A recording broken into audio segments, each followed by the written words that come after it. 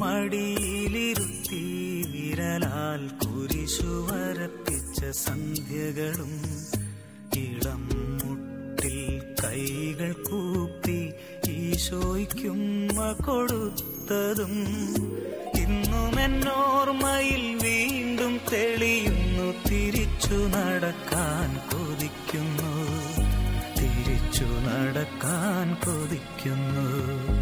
അമ്മ മടിയിലിരുത്തി വിരലാൽ കുരിശു വരപ്പിച്ച സന്ധ്യകളും ഇളം മുട്ടിൽ കൈകൾ കൂപ്പി ഈശോയ്ക്കുമ്മ കൊടുത്തതും ഇന്നുമെന്നോർമ്മയിൽ വീണ്ടും തെളിയുന്നു. തിരിച്ചു നടക്കാൻ കൊതിക്കുന്നു, തിരിച്ചു നടക്കാൻ കൊതിക്കുന്നു.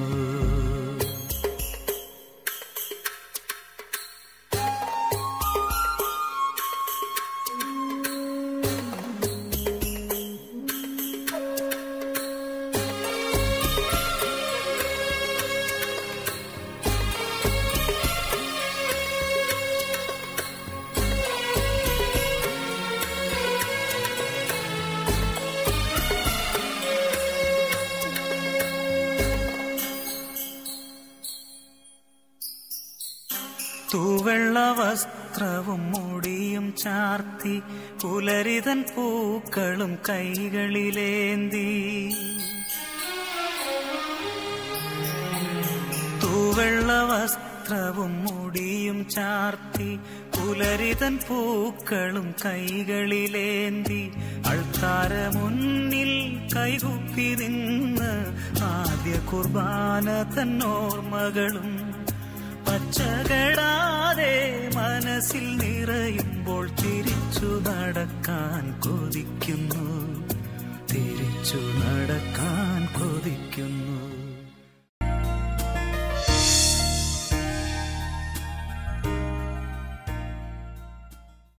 സ്നേഹമുള്ളവരെ, മദർ ഹോം ധ്യാന കേന്ദ്രം അവതരിപ്പിക്കുന്ന സുവിശേഷ സന്ദേശത്തിലേക്ക് നിങ്ങളെ ഞാൻ സ്നേഹപൂർവ്വം സ്വാഗതം ആശംസിക്കുകയാണ്. ഇന്നത്തെ ചിന്തയും പ്രാർത്ഥനകളും നിങ്ങൾക്കായി ഞാൻ പങ്കുവയ്ക്കുന്നത് ദിവ്യകാരുണ്യനാഥനായ ഈശോയുടെ മുമ്പിൽ നിന്നുകൊണ്ട് തന്നെയാണ്. അതുകൊണ്ട് തന്നെ ആദരപൂർവ്വം ഭക്തിപൂർവ്വം നമുക്ക് നല്ല ഈശോയെ ആരാധിച്ച് സ്തുതിച്ച് പ്രാർത്ഥിക്കാം. പരിശുദ്ധ പരമ ദിവ്യകാരുണ്യത്തിന് എന്നേരവും ആരാധനയും സ്തുതിയും പുകഴ്ചയും ഉണ്ടായിരിക്കട്ടെ. പരിശുദ്ധ പരമ ദിവ്യകാരുണ്യത്തിന് എന്നേരവും ആരാധനയും സ്തുതിയും പുകഴ്ചയും ഉണ്ടായിരിക്കട്ടെ. പരിശുദ്ധ പരമ ദിവ്യകാരുണ്യത്തിന് എന്നേരവും ആരാധനയും സ്തുതിയും പുകഴ്ചയും ഉണ്ടായിരിക്കട്ടെ. കർത്താവിൻ്റെ മുമ്പിൽ പ്രിയപ്പെട്ടവരെ വചനം പങ്കുവയ്ക്കാനായി നിൽക്കുമ്പോൾ തീർച്ചയായും ഇന്ന് നിങ്ങളുടെ ചിന്തകളൊക്കെ ഞാൻ ക്ഷണിക്കുന്നത് കാരുണ്യ പ്രവർത്തികളിൽ വളരെ സുപ്രധാനമായ ആധ്യാത്മിക വിഭാഗത്തിലെ ഒരു ശുശ്രൂഷയെക്കുറിച്ചാണ്. അതായത് ദുഃഖിതരെ ആശ്വസിപ്പിക്കുന്നു. നമ്മൾ വ്യക്തിപരമായ ജീവിതത്തിൽ അനുഷ്ഠിക്കേണ്ട കാരുണ്യ പ്രവർത്തികളിൽ വളരെ പ്രധാനപ്പെട്ട ഒന്നായി സഭ നമ്മെ പഠിപ്പിക്കുകയാണ്. നമ്മുടെ ജീവിത മേഖലകളിൽ നമ്മൾ മറ്റുള്ളവരുടെ ദുഃഖങ്ങളിൽ അവരെ ആശ്വസിപ്പിക്കണം എന്നുള്ള കാര്യം. ഈ ചിന്ത നിങ്ങളുടെ മനസ്സ് സജീവമാക്കാനാണ് ഞാനിപ്പോൾ ആഗ്രഹിക്കുന്നത്. പ്രിയപ്പെട്ടവരെ, ഈശോ നമ്മളെ പഠിപ്പിച്ച നല്ല ഒരു ചിന്തയുണ്ട്. അധ്വാനിക്കുന്നവരും ഭാരം വഹിക്കുന്നവരുമായ നിങ്ങളെല്ലാവരും എൻ്റെ അടുക്കൽ വരുവ, ഞാൻ നിങ്ങളെ ആശ്വസിപ്പിക്കാം. അത് ജീവിച്ചിരുന്ന കാലത്ത് യേശുവിൻ്റെ അടുത്തെത്തുവാനായി യേശു ക്ഷണിച്ചത് മാത്രമല്ല, എല്ലാ കാലത്തുമുള്ള മനുഷ്യകുലത്തിന് തമ്പുരാൻ നൽകുന്ന വാഗ്ദാനമാണ്, ഞാൻ നിങ്ങളെ ആശ്വസിപ്പിക്കാം. നിങ്ങൾക്ക് ദുഃഖത്തിൻ്റെ ഭാരമായിരിക്കാം, ജീവിതത്തിൻ്റെ നൈരാശ്യത്തിൻ്റെ ഭാരമായിരിക്കാം, തിക്താനുഭവങ്ങൾ നിങ്ങളെ ഏൽപ്പിക്കുന്ന ഗൗരവമായ ഭാരങ്ങളായിരിക്കാം. ഈ ഭാരങ്ങളൊക്കെ വഹിച്ച് നടക്കാൻ പോലും ആകാതെ പതറി വീഴുന്ന നിമിഷങ്ങളിൽ നിങ്ങൾക്ക് ഞാൻ ആശ്വാസം തരാം എന്ന കർത്താവ് നമ്മോട് ആവശ്യപ്പെട്ടത്. ഈശോ എന്നിട്ട് പറഞ്ഞു, ഞാൻ ചെയ്തതുപോലെ നിങ്ങളും ചെയ്യണമെന്ന് ആവശ്യപ്പെടുമ്പോൾ നമ്മളും നമ്മുടെ ജീവിത വഴികളിൽ ഇതുപോലെ ഭാരം വഹിക്കുകയും ദുഃഖിക്കുകയും മനസ്സ് തളരുകയും ചെയ്യുന്നവരെ ആശ്വസിപ്പിക്കേണ്ടതുണ്ട്. പ്രിയപ്പെട്ടവരെ, മറ്റുള്ളവരുടെ ദുഃഖങ്ങളും ഭാരങ്ങളും വിഷമങ്ങളും ഒക്കെ കാണാനും മനസ്സിലാക്കാനാവുന്ന ഒരു ദൈവം നമുക്കുണ്ട്. ഇതേപോലെ തന്നെ നമ്മുടെ ജീവിതത്തിലും മറ്റുള്ളവരുടെ ദുഃഖങ്ങളും ഭാരങ്ങളും വിഷമങ്ങളും കാണാനാവുന്ന കണ്ണും കേൾക്കാനാവുന്ന കാതും മനസ്സിലാക്കാനാവുന്ന ഒരു ഹൃദയവും നമുക്കുണ്ടാകണം എന്നതിൻ്റെ അർത്ഥം. അതുകൊണ്ട് നമ്മുടെ ജീവിതത്തിൽ എവിടെയൊക്കെ ആയിരുന്നാലും നമ്മൾ അനുവർത്തിക്കേണ്ട ഒരു പ്രവർത്തന ശൈലിയാണ് നമ്മുടെ കൂടെയുള്ള ദുഃഖിതരെ ആശ്വസിപ്പിക്കാൻ. ഈ വ്യക്തികളുടെയും ദൈവികാരുണ്യനാഥന്റെ ആശ്വാസത്തെക്കുറിച്ചോ ദൈവികമായ ആശ്വാസത്തെക്കുറിച്ചോ മാത്രം പറഞ്ഞാൽ പോരാ. അവർക്ക് പ്രായോഗിക തലത്തിൽ വേദനിച്ചിരിക്കുന്ന വ്യക്തികളെ എങ്ങനെ നമുക്ക് ആശ്വസിപ്പിക്കാൻ സാധിക്കും?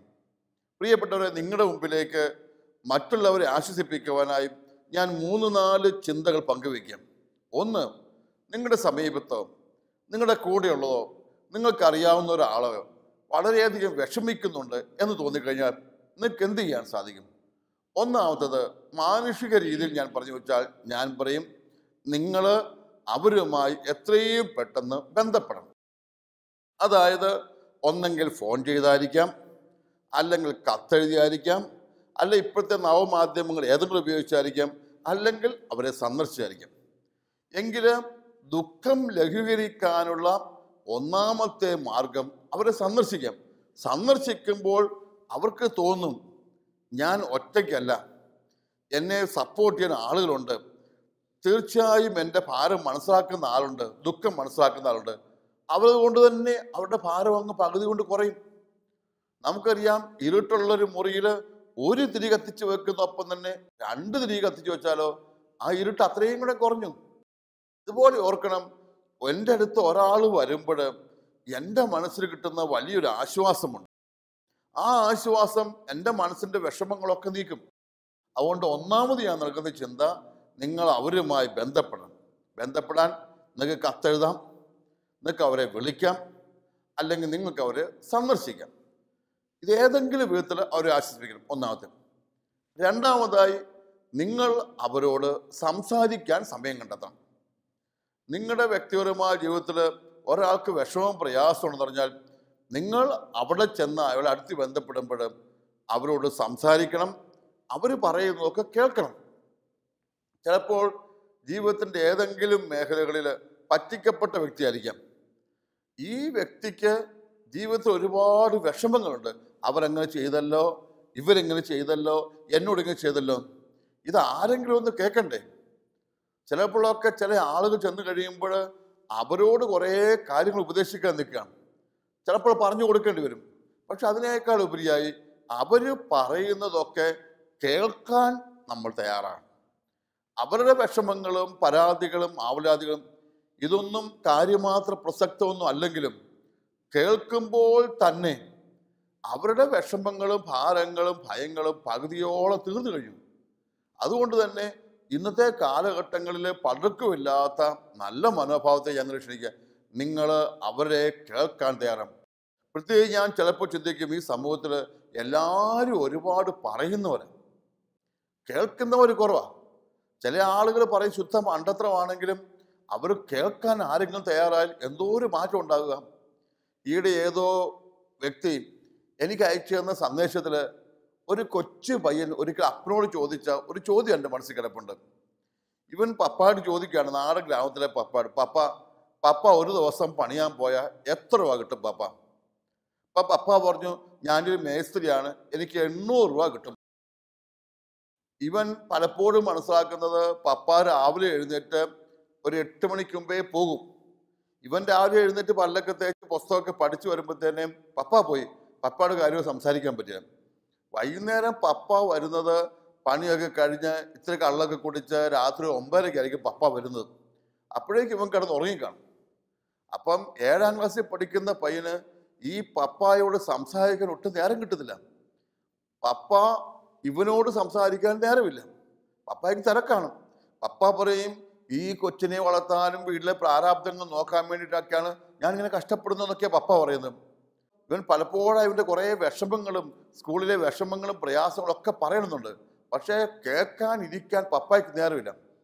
ഒരു ദിവസം ഈ മകൻ പപ്പാട് ചോദിച്ചു, പപ്പ ഒരു ദിവസം പണിയാൻ പോയ പപ്പായ്ക്ക് എത്ര കിട്ടും? 800 രൂപ കിട്ടും. പപ്പ കഴിഞ്ഞ ദിവസം എനിക്ക് സ്കോളർഷിപ്പിൻ്റെ സ്കൂളിൽ നിന്ന് എനിക്ക് 500 രൂപ സമ്മാനം കിട്ടി പപ്പ. പപ്പ പറഞ്ഞു കൊള്ളാം, നല്ല കാര്യം. എന്നിട്ട് അവൻ അടുത്ത വാചകം പ്രധാനപ്പെട്ട പറഞ്ഞ്, പപ്പ എനിക്ക് കിട്ടിയ 500 രൂപ ഞാൻ പപ്പായ്ക്ക് തരാം. അതായത് പപ്പയുടെ ഒരു ദിവസത്തെ പണിക്കൂലിയുടെ മിക്കവാറും പൈസ തരുന്നത്. പക്ഷെ ഒരു ദിവസം മുഴുവൻ പപ്പ എൻ്റെ കൂടെ ഇരിക്കണം, വേറെ ആരോടും മിണ്ടരുത്, പപ്പ ഫോൺ വിളിക്കരുത്, ആരുടെ അടുത്തും പോരുത്, എനിക്ക് കുറേ കാര്യം പപ്പാട് പറയാനുണ്ടെന്ന്. അതായത് ഈ കൊച്ച് പറയാണ്, പപ്പായ്ക്ക് ഒരു ദിവസം പണിക്കൂലി എന്നാൽ പണിയാൻ പോണ്ടേ, ഞാൻ പണിക്കൂലി തരാം. അതായത് കേൾക്കാന്, ശ്രവിക്കാനും അടുത്തിരിക്കാനൊക്കെയുള്ള ആളുകളെ ലോകം തേടുന്നുണ്ട്. നിങ്ങളും ഞാനും ഒക്കെ ചിലപ്പോഴൊക്കെ വെറുതെ ഇരുന്ന് ചിലപ്പോൾ കേൾക്കേണ്ടി വരും. അപ്പോഴാണ് ഇവരുടെ മനസ്സിൻ്റെ കുറേ വിസ്ഫോടനങ്ങൾ അങ്ങ് തീർന്നു പോവുക, കുറേ മഴകൾ പോലെ കണ്ണീര് പെയ്തുറങ്ങി പോവുക. അതുകൊണ്ട് തീർച്ചയായും നിങ്ങൾ പറയും, രണ്ടാമത്തെ മേഖല തീർച്ചയായും നിങ്ങൾ അവരെ കേൾക്കാൻ തയ്യാറാണ്. മൂന്നാമത്തത് ഞാൻ സൂചിപ്പിച്ചു വരും, നിങ്ങൾ അവർക്ക് വേണ്ടി പ്രാർത്ഥിക്കാൻ തുടങ്ങണം. 1 ബന്ധപ്പെടുക, 2 സംസാരിക്കുക, 3 അവർക്ക് വേണ്ടി പ്രാർത്ഥിക്കുക. പ്രിയപ്പെട്ടവരെ, നമ്മൾ 2 വിധത്തിൽ പ്രാർത്ഥിക്കാൻ സാധിക്കും.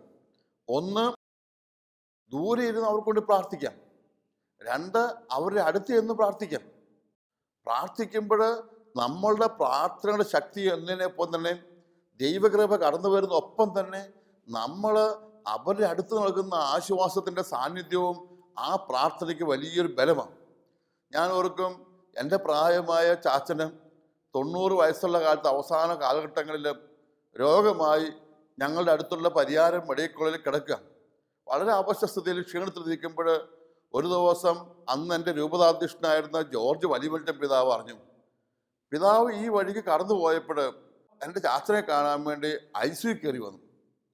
ചാച്ചന് ഇത്രയൊക്കെ ഓർമ്മ വാങ്ങുകയും ഇത്തിരി ക്ഷീണവും ഇത്തിരി അസ്വസ്ഥതകളും ICU കിടക്കുന്നതിൻ്റെ ഭാരമൊക്കെ ആയി കിടക്കുമ്പോഴാണ് പിതാവ് കയറി വന്നിട്ട് ചാച്ച വേണ്ടി കുറച്ചു നേരം പ്രാർത്ഥിച്ചു. പക്ഷേ ഞങ്ങൾക്ക് തിരിച്ചറിയാൻ സാധിച്ചത്, അത് കഴിയുമ്പോൾ തന്നെ ചാച്ചൻ അങ്ങ് ഫ്രഷായി. പിതാവ് പോയി 5 വർഷത്തിന് ശ്വാസമൊക്കെ ശരിയായി, കറക്റ്റായി, സന്തോഷവാനായി. ചാച്ചൻ ICU ഡിസ്ചാർജായി, റൂമിലേക്ക് മാറി, ഒത്തിരി സൗഖ്യം കിട്ടി. എന്ന് വെച്ച് പൂർണ്ണമായ വിടുതൽ കിട്ടി എന്നല്ല, പക്ഷേ ചാച്ചൻ കുറച്ച് ആളുകൾക്ക് ശേഷം മരിച്ചു പോയി ചെയ്തു. പക്ഷെ ഓർക്കും, ആ സുഖം പ്രാപിച്ച കാലഘട്ടങ്ങളിലൊക്കെ ചാച്ചൻ പറയുമായിരുന്നു, പിതാവ് വന്ന് പ്രാർത്ഥിച്ചപ്പോൾ എനിക്ക് ഭയങ്കര സന്തോഷം. അതിന് അത്രയും വലിയ സ്ഥാനത്ത് നിൽക്കുന്ന ഒരാൾ എന്നെ കാണാൻ വന്നല്ലോ, എൻ്റെ അടുത്ത് നിന്നല്ലോ, എന്നോട് പ്രാർത്ഥിച്ചല്ലോ, മനസ്സിൻ്റെ വിഷമവും ടെൻഷനൊക്കെ പോയെന്നും. ഞാൻ ഓർക്കും, രാത്രിയും പകലും ഉറക്കം ഉളച്ച് ചാച്ചനെ ശുശ്രൂഷിച്ചവരെക്കാളും ഞങ്ങൾ മക്കളെക്കാളും ഒക്കെ ചാച്ചൻ്റെ മനസ്സിൻ്റെ ഭാരങ്ങൾ കുറയ്ക്കുവാൻ ഒരു ശ്രേഷ്ഠനായ വ്യക്തിയുടെ സാന്നിധ്യവും സംസാരവും പ്രാർത്ഥനയും ഉപകരിച്ചു. പ്രിയപ്പെട്ടവരെ, ഇത് ഞാൻ നിങ്ങളോട് പറഞ്ഞു വെച്ചത്, നിങ്ങളുടെയൊക്കെ ജീവിതത്തിൽ ചിലപ്പോഴൊക്കെ നിങ്ങൾ ദുഃഖിക്കുന്നവരെയും വിഷമിക്കുന്നവരെയും കണ്ടുമുട്ടും. അപ്പം നിങ്ങളും ഇതുപോലെ ചെയ്തു വെക്കേണ്ട ചില കാര്യങ്ങളുണ്ട്. നിങ്ങൾ അവരോട് സംസാരിക്കണം, നിങ്ങൾ അവരുടെ അടുത്തെത്തണം, നിങ്ങൾ അവർക്ക് വേണ്ടി പ്രാർത്ഥിക്കണം. അത് ദൂരസ്ഥലത്ത് നിന്ന് പ്രാർത്ഥിക്കുക മാത്രമല്ല, അടുത്ത് പോയിരുന്നു പ്രാർത്ഥിക്കണം. ഈ പ്രാർത്ഥനയിലൂടെ വളരെ ആശ്വാസവും വളരെ ഉയർച്ചയും ദൈവം അവരുടെ ജീവിതത്തിലേക്ക് കൊടുക്കുമെന്നാണ് ഞാൻ വിശ്വസിക്കുന്നത്. Hallelujah, hallelujah. ഞാൻ ധ്യാന മേഖലകളിൽ നിൽക്കുമ്പോൾ എനിക്കറിയാം, ചില ആളുകൾ എത്രമാത്രം മനസ്സ് തളർന്നാണ് വരുന്നത്. ആ മനസ്സ് തളർന്ന വ്യക്തിയോടൊക്കെ ആരെങ്കിലുമൊക്കെ ഒന്ന് സംസാരിക്കാനും പ്രാർത്ഥിക്കാനും തയ്യാറാകുമ്പോൾ അവരുടെ പ്രശ്നങ്ങളൊക്കെ തീർന്നില്ലെങ്കിലും മനസ്സ് എന്തൊരു ആശ്വാസമായിട്ട് അവർ പോവുക. ഈ മേഖലകളിൽ പ്രത്യേകമായി ഞാൻ ആവശ്യപ്പെടും, ഇടവകയിൽ ജീവിക്കുന്ന വൈദികര്, സിസ്റ്റേഴ്സൊക്കെ ഈ ഒരു ശുശ്രൂഷ ശക്തമായി കൊണ്ടുവരണം. ആളുകൾക്ക് വിജയവും ആഹ്ലാദമുണ്ടാ നിമിഷങ്ങളിൽ മാത്രമല്ല അവർക്ക് നിങ്ങളുടെ സാന്നിധ്യം ആവശ്യമായിരിക്കും. കല്യാണ വീടുകളിലും വിജയാഘോഷങ്ങളിലും ബർത്ത്ഡേ പാർട്ടികളിലും പെരുന്നാളുകളിലും ചെല്ലുന്നത് നല്ലതാണ്, ചെല്ലരുതെന്ന് പറയുന്നത്. പക്ഷേ ജീവിതത്തിൽ പരീക്ഷയ്ക്ക് തോറ്റിരിക്കുന്ന നിമിഷം, അല്ലെങ്കിൽ പ്രിയപ്പെട്ടവർ മരിച്ചിരിക്കുന്ന നിമിഷം, അല്ലെങ്കിൽ ജീവിതത്തിൽ തിക്താനുഭവം ഉണ്ടാകുന്ന നിമിഷം, ഈ നിമിഷത്തിൽ ഒരു സിസ്റ്ററിൻ്റെ സാന്നിധ്യം, ഒരച്ഛൻ്റെ സാന്നിധ്യം എത്രമാത്രം അവിടെ മനസ്സിനെ പ്രചോദിപ്പിക്കും.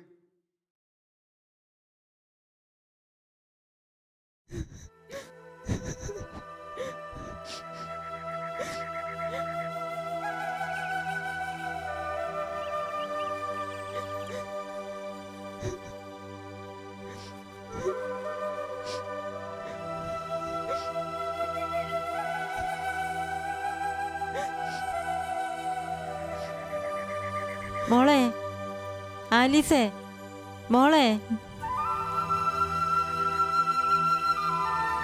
മോളെ എഴുന്നേൽക്ക്. എന്തൊരു ഇരിപ്പായത്? എഴുന്നേൽക്ക്, വാ മോള് വാ.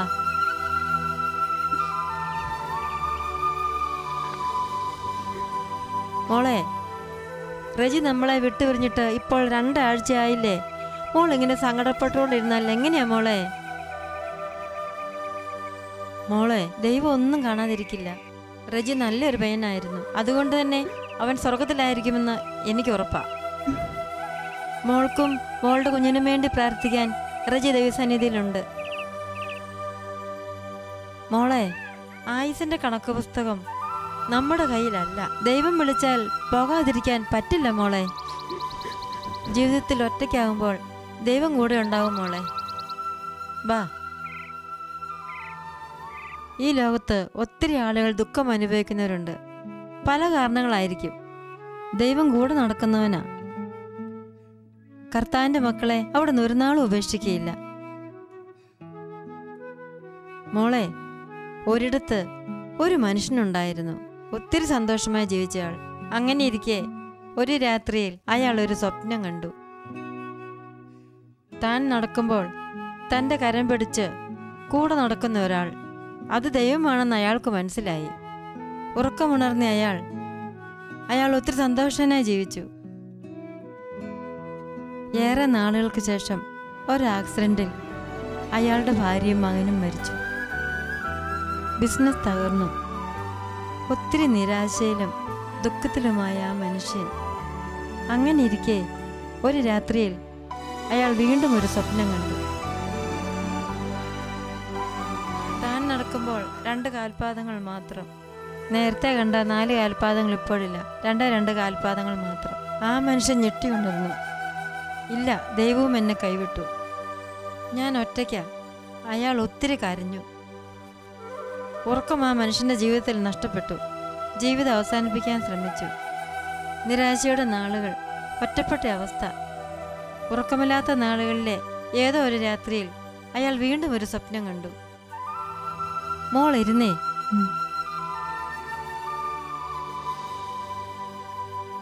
വീണ്ടും ഒരു സ്വപ്നത്തിലേക്ക് 2 കാൽപാദങ്ങൾ മാത്രം.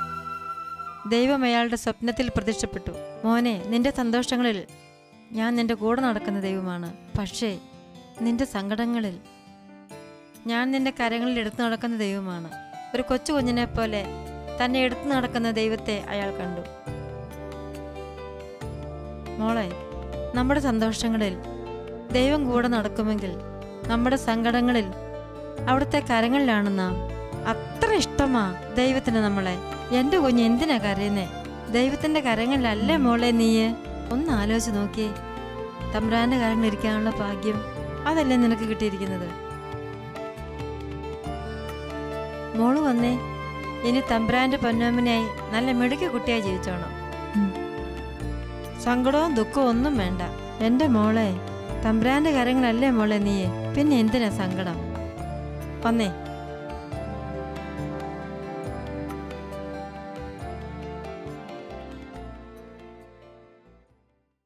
പ്രിയപ്പെട്ടവരെ, ഞാൻ ഓർക്കും ഈയിടെ വന്നൊരു സഹോദരിയോട് പറഞ്ഞു വെച്ചത്, ഭർത്താവ് വണ്ടി അപകടത്തിൽപ്പെട്ട് മരിച്ചിട്ട് 20 ദിവസമാകാത്ത ഒരു പെൺകുട്ടി. അവളുടെ ജീവിതം തുടങ്ങിയിട്ടേ ഉള്ളൂ. പക്ഷെ ഇത്ര പെട്ടെന്ന് തല്ലി തകർന്നു പോയി. അവൾക്ക് കരയാനേ ആകാത്ത രീതിയിൽ ദുരന്തമാണ്. ജീവിതത്തിൽ എപ്പോഴും വിഷമമാണ്. അവൾ സെമിത്തേരിയിൽ പോവും, കുർബാനയ്ക്ക് പോവും, തിരിച്ചു വരും, കരയും. 20 ദിവസങ്ങൾ ഇങ്ങനെ കരച്ചോട്. കരയുന്നതനുസരിച്ച് അവൾ ക്ഷീണിക്കുന്നു, അവൾക്ക് അസ്വസ്ഥ ഉണ്ടാവുന്നു. പക്ഷേ ഇവള് പറഞ്ഞു വെച്ചാൽ ഈ എല്ലാ ഭാരങ്ങളുടെയും വിഷമത്തെടുക്കലും ആ ഇടവകയിൽ ഒരു സിസ്റ്റർ മോളെ എന്ന് വിളിച്ച് അടുത്ത് വർത്താനം പറഞ്ഞ് മടത്തെ കൂട്ടിക്കൊണ്ടുപോയി ചില കാപ്പിയൊക്കെ കൊടുത്ത് ഇച്ചിരി പ്രാർത്ഥിച്ച് കുറേ ദിവസവും അവളുടെ ചിന്തകളൊക്കെ മാറ്റി ചില ജോലിക്കൊക്കെ ചേർത്തു. അല്ല ഇവളെ അല്ലെങ്കിൽ എന്നും ഭർത്താവ്, വണ്ടി അപകടം, മരണം, ഈ 3 കാര്യങ്ങളേ ഉള്ളൂ. ഇത് മാറ്റി കഴിഞ്ഞപ്പോൾ അവളെ പെട്ടെന്ന് തന്നെ ജീവിതത്തെ തിരിച്ചു വന്നു. അതായത് പ്രശ്നങ്ങൾ തീർന്നൊന്നുമില്ല. ഭർത്താവ് മരിച്ചു പോയതിൻ്റെ കുറവൊന്നും ആരെക്കൊണ്ടും പരിഹരിക്കാൻ പറ്റില്ല. പക്ഷേ ആ മനസ്സിൻ്റെ വിഷമങ്ങളൊക്കെ മാറി ഒരു ഉണർവിലേക്ക് എത്താൻ അവളെ സാധിച്ചത് ആ സിസ്റ്ററാണ്. പ്രിയപ്പെട്ട, ഇത് ഞാൻ പറഞ്ഞു വെക്കും, ചിലപ്പോൾ നിങ്ങൾ കണ്ടുപിടുത്ത ഏത് വ്യക്തി, ഒരു അച്ഛനും സിസ്റ്ററും മാത്രമല്ല, ആർക്ക് വേണമെങ്കിലും തീർച്ചയായും ഈ ദൗത്യം ഏറ്റെടുക്കാവുന്ന. നിങ്ങൾ അവരെ സന്ദർശിക്കുകയും പ്രാർത്ഥിക്കുകയും ശുശ്രൂഷിക്കുകയും ചെയ്യുമ്പോൾ ആ ജീവിതങ്ങൾക്ക് എന്തൊരു ആശ്വാസമാണ്. പ്രത്യേകിച്ച് ഞാൻ എടുത്തു പറഞ്ഞു വെക്കും, നിങ്ങൾ 2 കാര്യങ്ങളിൽ ഊന്നൽ കൊടുക്കും. ഒന്ന്, അവർക്ക് പറയാനുള്ളതൊക്കെ കേൾക്കാം. ചിലപ്പോൾ പ്രത്യേകിച്ച് ഈ കാലഘട്ടങ്ങളിൽ പീഡിപ്പിക്കപ്പെടുന്നവരും തെറ്റിദ്ധരിക്കപ്പെടുന്നവരും എണ്ണം കൂടുകയാണ്. ഒരു തെറ്റും ചെയ്യാത്തതിൻ്റെ പേരിൽ സ്കൂളിൽ വെച്ച് അടി കിട്ടുന്ന LP സ്കൂളുകാരൻ പയ്യനെ തൊട്ട്, ഒരു തെറ്റ് ചെയ്യാത്തതിൻ്റെ പേരിൽ മർദ്ദിക്കപ്പെടുന്ന നിരപരാധി തൊട്ട്, ജീവിതത്തിൽ ചിലപ്പോഴൊക്കെ തെറ്റിദ്ധരിക്കപ്പെടുന്ന ഭാര്യ തൊട്ട്, ഭർത്താവ് തൊട്ട്, എത്രയോ പേരാണ് നിർദാക്ഷിണ്യം പീഡ അനുഭവിക്കേണ്ടി വരുന്നത്. അതായത് അവർക്കൊക്കെ കുറേ സങ്കടങ്ങളുണ്ട്. ഇത് പറഞ്ഞാൽ ആരെങ്കിലും കേൾക്കാൻ തയ്യാറാകണ്ടേ? നമ്മൾ അടുത്തിരുന്ന് പറയുമ്പോൾ അവരുടെ കണ്ണീരൊക്കെ ഒരു മഴവെള്ളം പോലെ പൊട്ടി ഒഴുകട്ടെ, നമുക്ക് കേട്ടിരിക്കാം. തീർച്ചയായും ഇങ്ങനെ കേൾക്കാൻ തയ്യാറുള്ളവരാണ്. ചിലപ്പോൾ വീട്ടിൽ കുട്ടികളായി ഉണ്ടായിരിക്കാം, മാതാപിതാക്കളായിരിക്കാം, ചില വൃദ്ധരായ മാതാപിതാക്കൾ കിടപ്പുണ്ടാകും. ഇവരുടെയൊക്കെ കുറേ കാര്യങ്ങൾ കേൾക്കുമ്പോൾ ബോറടിക്കുമായിരിക്കും, ചിലപ്പോഴൊക്കെ നമുക്ക് അസഹ്യമായി തോന്നിയേക്കാം. പക്ഷേ കേൾക്കാൻ തയ്യാറാവുമ്പോൾ പ്രധാനപ്പെട്ട ശുശ്രൂഷയാണ്. കേൾക്കുമ്പോൾ എന്ന് പറഞ്ഞു വെക്കുമ്പോൾ അതിനോട് ചേർന്ന് ഓർക്കണം, നമുക്കവരെ ഉണർവിലേക്ക് എത്തിക്കാനാവുന്ന വചനങ്ങൾ പങ്കുവെച്ചു കൊടുക്കാൻ സാധിക്കും. അവരെ വീണ്ടും വീണ്ടും നിരാശയിലേക്ക് നയിക്കാൻ വേണ്ടി, നിനക്ക് അങ്ങനെ പറ്റിയല്ലോ, നീ ഇങ്ങനെ തളർന്നു പോയല്ലോ എന്നല്ല പറഞ്ഞിട്ട്, ശരിയാകും, ഇങ്ങനെയൊക്കെ സംഭവിച്ച അത്ര പേരുണ്ട്, ഇതിനേക്കാളൊക്കെ ഉയർന്നു പോയ ആൾക്കാരില്ലേ, ഈ ദുരന്തങ്ങൾക്ക് അപ്പുറം വിജയിച്ചവരില്ലേ എന്നൊക്കെ ചിന്തിക്കുകയും പറയുകയും അവരുടെ മനസ്സിലേക്ക് പുതിയ ചിന്തകൾ കയറ്റിക്കൊടുക്കുകയാണ്. നിരാശയിൽ നിന്ന് നിരാശ താഴ്ത്താനല്ല, ഇത് കയറി വരാൻ, ഉയർന്നു വരാൻ സാധിക്കുമെന്ന് അവർ കൊടുക്കണം. അതായത് പോസിറ്റീവ് ചിന്തകളാണ് കൊടുക്കേണ്ടത്.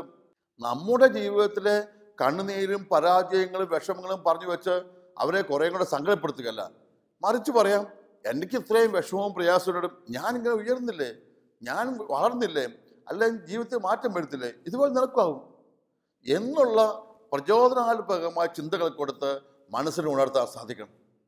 ആ പോസിറ്റീവായ ആ പ്രചോദനങ്ങൾ ജീവിതത്തിൽ പുതിയ തീരങ്ങളിലേക്ക് എത്താൻ അവരെ സഹായിക്കും. കരയുന്ന വ്യക്തിയും കരയുമ്പോൾ പുറകോട്ട് പോകാനല്ല ആഗ്രഹിക്കുന്നത്, ഈ കരച്ചിലൊക്കെ എന്തെങ്കിലും തീരണമെന്ന ഉള്ളിനുള്ളിൽ ആഗ്രഹിക്കുന്നത്. പക്ഷെ കരയാതിരിക്കാൻ പറ്റുന്നില്ല, അത്രമാത്രം വിഷമമാണ്. പക്ഷേ ആരെങ്കിലുമൊക്കെ ഒന്ന് പ്രോത്സാഹിപ്പിച്ചാൽ ഇതങ്ങ് ഉയർന്നു പോയാലും. പ്രിയപ്പെട്ടവരെ, ഞാൻ ഓർക്കുന്ന കുട്ടികൾ പറയുന്ന കുഞ്ഞു കഥ, 1ാം ക്ലാസ്സിലൊക്കെ നിങ്ങളും ഞാനും ഒക്കെ പഠിച്ച കുഞ്ഞു കഥ. ഒരു വലിയ കലത്തിൽ താഴെ മാത്രം ഇത്തിരി വെള്ളം, ഈ വെള്ളം കുടിക്കാൻ വേണ്ടി ഈ വലിയ കലത്തിൻ്റെ അടുത്ത് വന്നിരിക്കുന്ന കാക്കയ്ക്ക് ഭയങ്കര ദാഹമുണ്ട് കുടിക്കാൻ, പക്ഷേ പറ്റുന്നില്ല, കാരണം വെള്ളം ഇത്രയേ ഉള്ളൂ. ബുദ്ധിമാനായ കാക്ക ചെയ്ത കഥ 1ാം ക്ലാസ്സിൽ പഠിച്ചിട്ടുണ്ട്. കാക്ക അവിടുന്ന് കൊത്തിക്കൊണ്ടുവന്ന് കുറേ ഓരോ കല്ല് കൊണ്ടുപോയിട്ട് പിന്നെ കല്ലെടുത്ത് ഈ വെള്ളം പതുക്കെ പതുക്കെ ഉയർന്നു വരും. ഉയർന്നു വന്നു കഴിയുമ്പോൾ ആ പക്ഷിക്ക് അവിടെ നിന്ന് കുടിക്കാൻ സാധിക്കും. പാത്രത്തിൻ്റെ അടിയിൽ കിടക്കുന്ന ഇത്രയും വെള്ളത്തെ ഇത് കയറ്റിക്കൊണ്ടുവരാൻ വേണ്ടി കാക്ക ഓരോ കല്ല് കൊത്തിക്കൊണ്ടിടുകയായിരുന്നു. പ്രിയപ്പെട്ട, ചിലരുടെ മനസ്സിലൊക്കെ ഇന്ന് നിരാശയും ദുഃഖമുള്ളപ്പോൾ നിങ്ങളുടെ പോസിറ്റീവ് ചിന്തകളും നിങ്ങളുടെ പ്രാർത്ഥനകളും നിങ്ങളുടെ സാന്നിധ്യം കൊണ്ട് ആ പാത്രം നിറയ്ക്കുമ്പോൾ അവരുടെ ജീവിതത്തിലേക്ക് ഉയർച്ചയും വളർച്ച ഉണ്ടാകാൻ പോവുക. അതാണ് നമ്മുടെ ദൗത്യം, അല്ലാണ്ട് ആരെ തളർത്താനുള്ളതല്ല.